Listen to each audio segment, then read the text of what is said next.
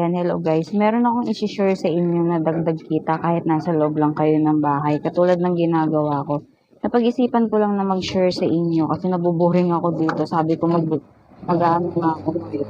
mag-short video nga ako. So, itong ginagawa ko ngayon is gumagawa ako ng palamig kung saan dito ako nakakaipon ng maraming tig-piso, maraming bariya. Nakakaipon talaga ako rito. Ginagawa ko siyang business. Ito, yung mga ganito.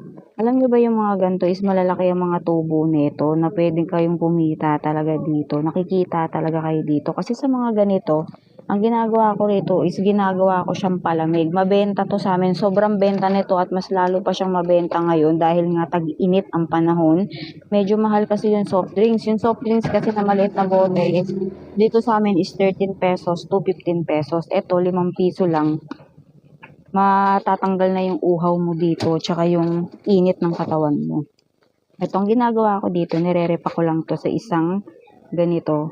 Yan yung scoop nito is isang kutsara na to, yung isang ganito. Tapos lalagay ko lang siya dito sa plastic ng yelo. Tapos yan, palamig, mga palamig siya, ayan.